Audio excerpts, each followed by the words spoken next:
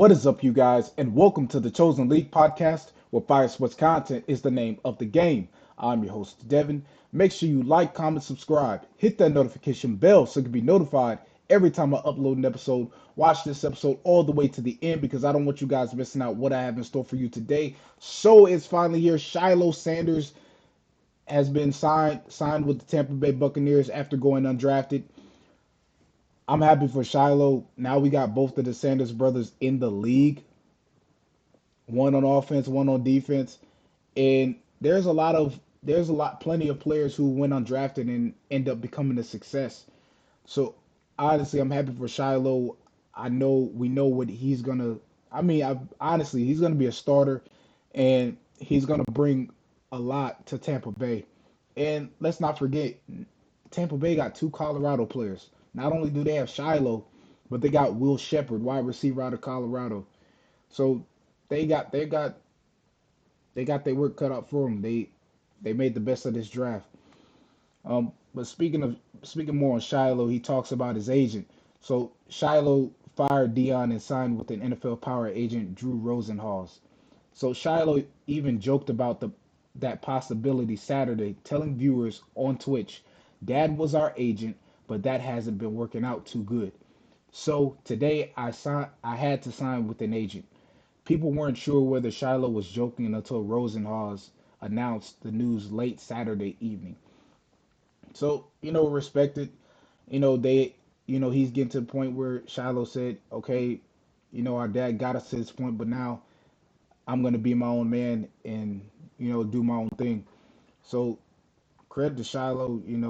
Dion basically prepared them for these types of moments. He prepared them for the NFL, what to expect, and they're gonna do their thing. I do believe Shiloh is going to be a starter on defense, and he's going to make a very big difference in this Tampa Bay Buccaneers defense. And when you look at Shiloh, his stats, you got to understand he spent 2 years in Carolina, and then he had a year in Jackson State, and he spent his last 2 years with Colorado in 2023 and 24. 2023 season, he had a total of 67 tackles, two passes defended, a sack, and a forced fumble. And then his first season with the Buffaloes, he picked up 67 tackles, three passes defended, four forced fumbles, and a pick six. So Shiloh has been doing what needs to be done. And when we're talking about his strengths here, when we're talking about the strengths and what Shiloh is able to do, number one, as a safety, great tackling technique. Hawk lift tackle, eyes through thighs. You have to be able to, you can't just go reckless and then trying to make a play. You can end up hurting yourself in the process. So I feel like Shiloh has great tackling technique, which he does. He might have a great tackling technique better than his technique for tackling may be better than some of the safeties in the league. He also plays with a lot of passion. He has love for the game. He's able to recognize offensive schemes, and we've seen how he did it at Colorado. But we understand the pros is totally different. He's able to pick apart the offense, knowing where the running back is going to be, knowing where the receivers are lined up, knowing reading the eyes of the quarterback. If the quarterback wants to throw an out route or run a throw a slant pass, whatever it may be, he's going to get it done, and he's going to force you to get the ball out your hand and cause a fumble, or he's going to get that pick. But also, he gives it his all on every play, and he's a hard hitter. If you look at his what he's done at Colorado, even at South Carolina, Jackson State, Shiloh knock your lights out.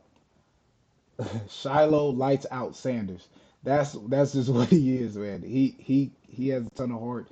He knows what's expected, and he's going to give it his all. And last thing I want to cover before we end the show, NFL players that went undrafted. Ryan Clark. Now we have to understand Ryan Clark.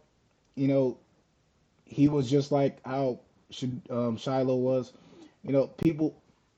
I think people are about to see what type of player Shiloh is. I feel like don't sleep. You can't sleep on this dude. So Ryan Clark, Warren Moon, Antonio Gates, who we all know is one of the best tight ends, in history of the NFL. James Harrison, Kurt Warner, who won the Super Bowl with the the Rams, St. Louis Rams. I almost said Los Angeles, St. Louis. Greatest show on turf.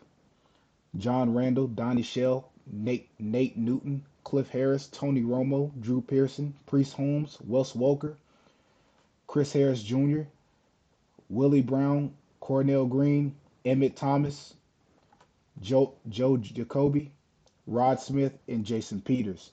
All these people here I named, they had some type of success. I know Wes Welker had success playing with the Patriots and Tom Brady, and then ended up playing with Peyton Manning in Denver, and also Chris Harris Jr. in that secondary in Denver was a problem.